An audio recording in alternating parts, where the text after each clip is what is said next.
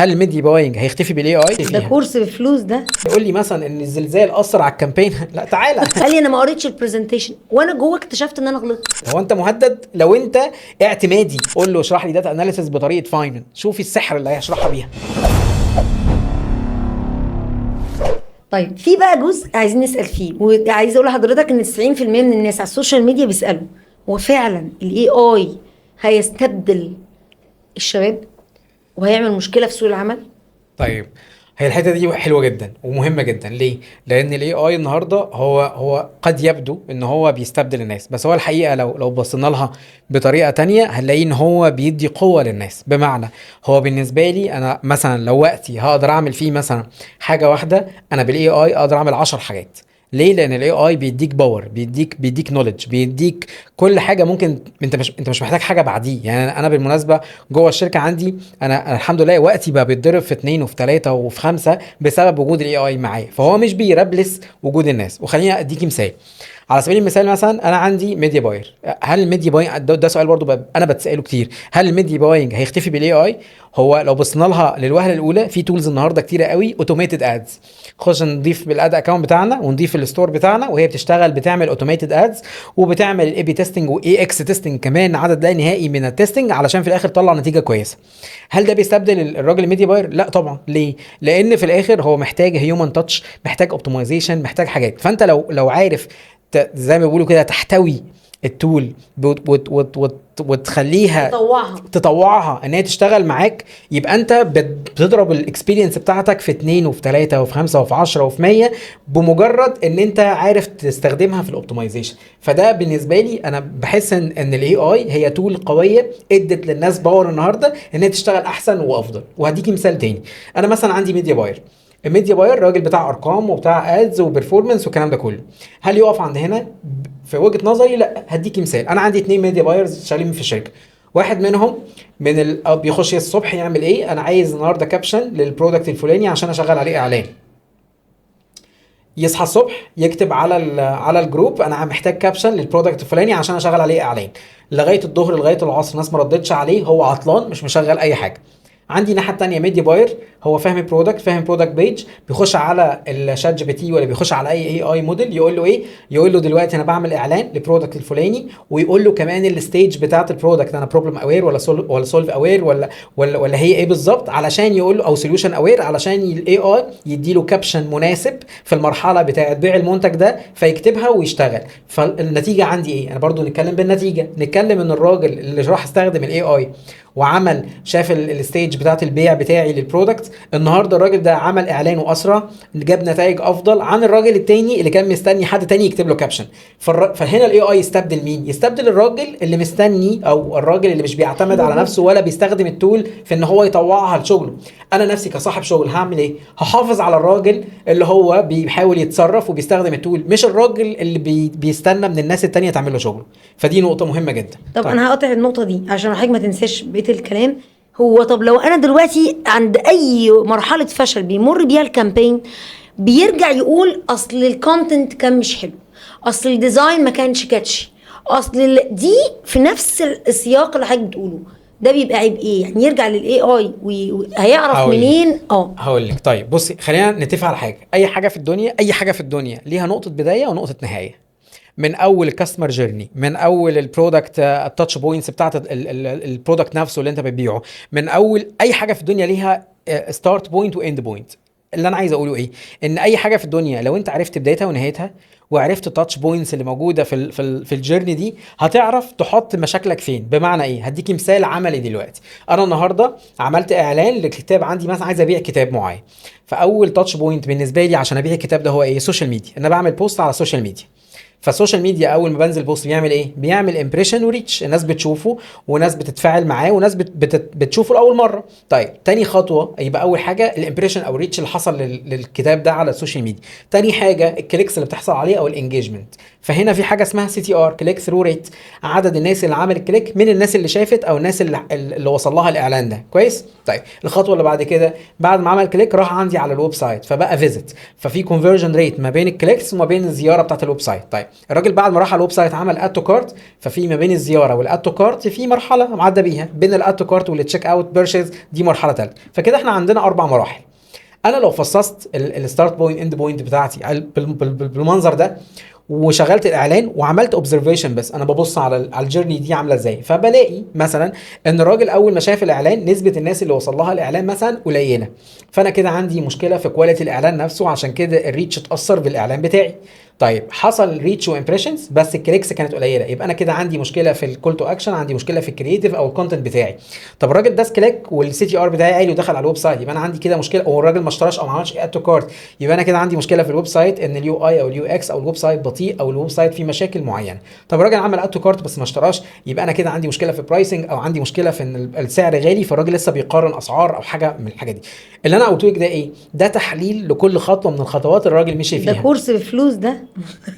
ابدا، بس هي بالمنطق. انا لو قعدت دلوقتي حطيت فردت الموضوع ده على حاجه اسمها مابينج اوت الكاستمر جيرني، عملت مابينج اوت كده، بصيت من بعيد ايه الخطوات، ايه التاتش بوينتس دي مهمه، التاتش بوينتس اللي مشي عليها الراجل ده عشان يوصل يشتري الحاجه بتاعتي. لو بصيت عليها بصه كده هعرف انا محتاج احسن ايه، محتاج احسن الديزاين ولا الكونتنت ولا اللاندنج بيج ولا ايه. فهي مش من باب رزع يعني. حتى لو انا قلتها لك دلوقتي وقلت لك مثلا اي كامبين المشكله بتاعتها كونتنت ذا كينج، خلاص انا قفلت لك الباب ده. بس هي للوهله الاولى تبان ان انا فاهم، بس هي هبد. ليه هبد؟ لان انا ما حطيتش اليوزر جيرني قدامك وقلت لك هي هبد بناء هو اللي انا قلته ده بناء على ايه؟ بناء على سي تي ار، ولا بناء على امبريشنز، ولا بناء على اد تو كارت، ولا بناء على ايه؟ لازم يكون في مترك ببني عليها الراي او الهبده اللي انا هبتها دلوقتي. لو ما فيش مترك معين يبقى انا بهبد. فاهم قصدي؟ كده احنا عرفنا نقفشهم منين. فهي دي النقطة، ان انا عايز اقفش حد انا هعرف اقفشه. لما يقول لي مثلا ان الزلزال اثر على الكامبين لا تعالى انا عارف الزلزال اثر على الكامبين ولا ما اثرش. فدي نقطة اثر مهمة. عليك انت. طيب ناخد بقى الحتة بتاعت الاي اي في حتة تانية خالص. دلوقتي انا راجل عندي قدامي الاي اي، قدامي باور، ازاي استخدم الباور ده ومحتاج منتور، محتاج اتعلم حاجة معينة. خلينا نحكي قصة حلوة جدا، القصة دي هتعجبكم قوي. القصة بتاعت ايه؟ فاينمان. تسمع عن واحد اسمه فاينمان؟ طيب فاينمان ده عالم فيزياء، الراجل ده واخد نوبل في ميكانيكا الكم او فيزياء الكم. الراجل ده عمل ايه؟ فاينمان ده هو عالم فيزياء وعنده العلماء اللي هم المساعدين بتوعه. فهو اللي انا الحته اللي جايه دي في القصه ممكن تكون مش حقيقيه، بس انا اعتقد ده السياق بتاعها. الا وهو ايه؟ ان المساعدين بتوع فاينمان كانوا دايما ارجنت كده، اللي هم متكبرين على الناس، احنا مساعدين فاينمان، احنا علماء فيزياء والكلام ده كله. فهو فاينمان كان بيديهم تحدي، التحدي ده اسمه تحدي فاينمان، اللي هو ايه؟ لو انت عرفت تجيب نظريه فيزيائيه وتشرحها لطفل عنده 5 سنين وعرفت تبسطها بطريقه ان الطفل ده يفهمها، يبقى انت ملم بالنظريه الفيزيائيه كفايه ان عرفت تبسطها لطفل عنده 5 سنين. معناها ان انت فاهم فعلا النظريه دي كويس. طيب ازاي نستفيد من ده؟ روح على اي اي موديل، اي حاجه حتى الفري بتاعه، روح على كلود او روح على شات جي بي تي او روح على بريبلكستي او روح على اي حاجه في الدنيا واكتب له لو سمحت اشرح لي اي حاجه في الدنيا، بيرفورمانس ماركتنج، اشرح لي ميديا باينج، اشرح لي جروث، اشرح لي القنبله النوويه بتتعمل ازاي بطريقه فاينمان، واكتب كلمه بطريقه فاينمان وشوف السحر اللي هيحصل. هو هيشرحها لك بطريقه انت عمرك ما هتنساها، فهيجيب لك قصه، هيربط لك الحاجه. مثلا لو قلت له مثلا ميديا باينج، فيقول لك انت لو عندك 7 تفاحات ومش عارف ايه، هيشرحها لك بطريقه مبسطه جدا انت عمرك ما هتنسى بيها بيرفورمانس ماركتنج. طب انا استفدت بيها ازاي؟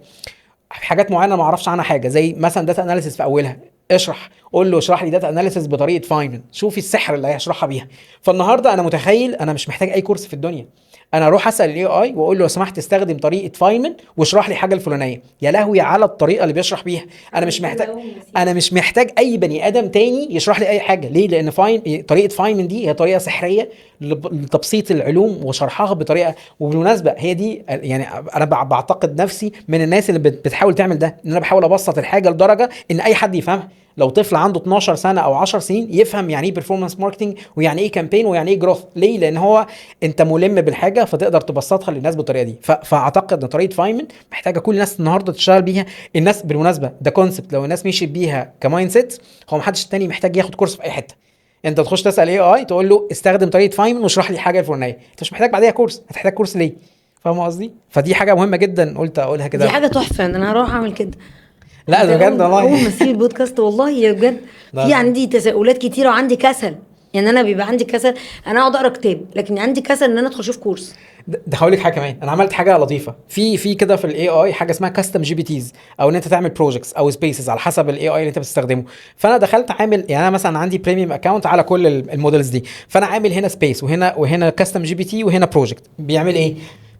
كاتب فيه ان هو بيستخدم اي حاجه هكتبها لك في الشات هنا، استخدم طريقه فاينل في ان انت تشرحها لي، واشرحها لي بالمصريه العاميه اللي انا بفهم فيها او نفس ستايل كلامي. فبيشرحها لي بطريقه كانه واحد صاحبي على القهوه بيشرح لي اي حاجه حرفيا. انا ممكن اوريها لك بعد ما اخلص ان شاء الله، افتح لك الشات جي بي تي بتاعي واوريك البروجكتس بتاعتي. انا اي حاجه بكتبها له بيشرحها لي بطريقه فاينل بالمصريه العاميه. فلو انا مش ما عنديش حجه تاني اروح يعني بقى. ساعد وما استبدلش. بالظبط. طب ما هو دي فهي قوه، الفكرة. ده باور. وبعدين حتى لو مثلا لو هيستبدل، ما اظنش انه هيعرف يستبدل عقل الانسان. صح. هي فكرة ان هو انت تستخدمه، مش تربليس بيه حياتك. يعني الناس برضو معتبرة ان هو في ناس بتتعامل معاه لا، هو مش بطريقه. ريبليسمنت، هو بالنسبة لك اديشن. يعني هو حاجة بيديك قوة، مش حاجة بتشيلك او بتلغيك. ودي ناس برضو مسكونسبشن عند الناس، اللي هو فكرة الاي اي موجود فانا مش موجود او انا مهدد. لا، هو انت مش مهدد، هو انت مهدد لو انت اعتمادي. انما لو انت شخص بيفكر وبيحاول يوبتمايز وبيزود دي لنفسه اد فاليو، طب صباح الفل انت ناقصك ايه تاني؟ كنا في جامعه وبندي المحاضره، وحضرت ومعايا قدامي جزء من الكورس هيديه دكتور تاني. وبعد ما انا خرجت انا بستنى اعرف رد فعل الطلاب يعني. فلقيتهم بعدها في يعني فرق بين الاتنين كبير جدا. فبسأله بقول له حضرتك دايما يعني كنت بتبقى اعلى مني 98 99، يعني انا داخله معاك وعارفه ان انت. قال لي غلطه عمري، عملت البرزنتيشن اي اي يا رب. قال لي فما كنتش قريتها، وهو استبدل الاي اي نفسه في اخطاء، حط حاجات مش هي الصح جوه البرزنتيشن. عشان اعتماد كلي على الاي اي. قال لي انا دخلت اتلجلجت في حاجات ما كنتش انا عايزه احطها. قال لي في مصطلحات متبدله، واخد حاجات. فانا قلت له الاي اي يعني؟ قال لي الاي اي انت فاكره ايه؟ قال لي انا ما قريتش البرزنتيشن، وانا جوه اكتشفت ان انا غلطت. يعني شوف لدرجه ايه، هو البرزنتيشن بتاعته القديمه التراديشنال كانت احسن 100 مره من ما هو راح عملها في الاي اي. قال لي لدرجه ان هو استبدل نقط انا ما كنتش هحطها. قال لي واستبدلها بطريقه ايه يعني حديثه جدا وهي مش صح. فاهم. يعني زي الفور بيز والناين بيز مثلا والسيفن بيز، ولما كل واحد يجي يعمل كتاب بيقول لك لا مش هقول فور بقى، لا انا صح. اطورها، اخد الفور واوسعها شويه، اخليها فور واخليها سيفن اخليها وهكذا. صح. فالاي اي لا ليه عيوب، بس انا بصراحه يعني ممكن اكون جاهله شويه في الحته دي، ان انا ما بعتمدش عليه قوي يعني، او ما بدخلش ايه، انا لسه بالورقه والقلم. وحتى البي دي اف بيضايقني، يعني لما اجي امسك كتاب بي دي اف بصدع، بحس ان طب فين الورقه والقلم واكتب والنوتس بس بصي له بصه باور، ما تبصلوش بصه. يعني اعتقد والله لا، لو تعاملتي معاه بالمنظر ده. يعني بالمناسبه انا بعمل برضو حاجه، حته ان انا اتاكد ان هو صح ولا غلط. يعني مثلا انا باخد حاجه، بكتب حاجه على كلود، فكلود بيديني حاجه، باخدها اروح ارجع بيها لشات جي بي تي عشان يتاكد لي، وبعد كده اخد من شات جي بي تي ارجع تاني كلود اقول له كلامك صح او غلط. يعني فكره ان انا بخليهم التو مودلز بيكلموا بعض. طب لما بيكلموا بعض بيحصل ايه؟ انا باخد اقصى استفاده ممكنه، وبعد كده اقول لي ده سمري واقول لي ده سمري، فاخد السمري بتاع الاثنين واقراهم. انا كده بطلع اقصى استفاده ممكنه. انا اسرع من اي حد تاني. ليه؟ لان انا يعني هديكي مثال. مثلا انا عارف ان شات جي بي تي مثلا ما بيعرفش يكتب بس بيعرف يفكر. عنده كده ريزنينج موديل بتاع او 3، ده ريزنينج موديل عبقري حقيقه، فبيعرف يعمل ريسيرش واناليسيز وايدياز وبتاع. فانا اروح يخليه يفكر لي. طب عشان اكتب بروح لكلود، باخد اللي طلعته هنا من افكار اروح بيه لكلود، لان كلود بيكتب احسن. وبعد كده اخد اللي طلع من كلود ارجع بيه على شات جي بي تي عشان الريزنينج بتاعه احسن، فخليه يطلع لي السمري اللي طلع من كلود. اللي هو انا بتعامل معاهم كانه باور، انا باخد اديشن. انا ازاي ما بقاش، ازاي معايا التول دي ومش اسرع من اي حد ولا احسن؟ هي دي النقطه على فكره. بالمناسبه هو ده اللي بيخليني ممكن يعني قد اكون مثلا اشطر من بعض الناس شويه. ليه؟ علشان انا بستخدم التول اللي تخليني اسرع. انا بستناش ان انا لا لا مع الناس اللي هو موديل واحد والدنيا تمام. لا، طب ما ناخد احسن موديل من ده واحسن موديل من ده واشتغل بيه. ما هو ده اديشن لشغلي مش ريبليسمنت. الكلام ده بملايين والله العظيم. أبدا. قلت دلوقتي الناس هتخرج من الفيديو انا هخرج اشتغل بالكلام ده والله العظيم اول ما بجد؟ اروح. ما تنساش. طب في سؤال بقى مهم، اتفضل. خلاصة وعصارة الاكسبيرينس بتاعت حضرتك. حلو. عايزة تديني يعني بيقولوا ايه، زي الشات جي بي تي كده سمري، حلو. بس للشباب الطريق او الواي اللي احنا نمشي فيها. الناس عارفة كلمة تسويق ان هو كل حاجة، يعني يقول لك انا هشتغل في التسويق. ايه بقى التسويق؟ ايه الماركتينج؟ ايه الديجيتال؟ هدخل اهبد زي ما احنا قلنا كده. طب انا بقى عايزه زي بيقولوا ايه، خلطه. لحد لسه متخرج، انا لما حلو اتخرجت جدا.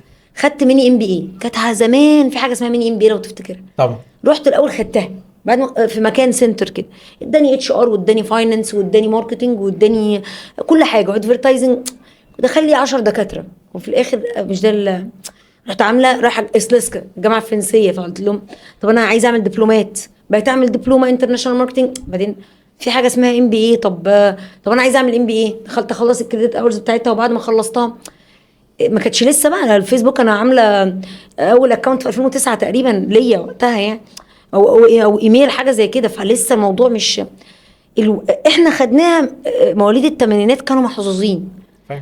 لكن اللي طالع دلوقتي هو مخضوض، بيجيله فيديو 30 ثانيه ازاي تبقى ناجح مليونير لو معكش 10 مليون جنيه تضيع، انت ازاي ما عملتش، انت ازاي قاعد مكانك، شوف قاعد وراك الكاميرا عمال يهزلي في دماغه، يعني ده حقيقي والله. فاحنا عايزين بس خلطه. طب هنرجع بقى دلوقتي ونسال على خلطه سحريه للشباب في الفيديو اللي جاي.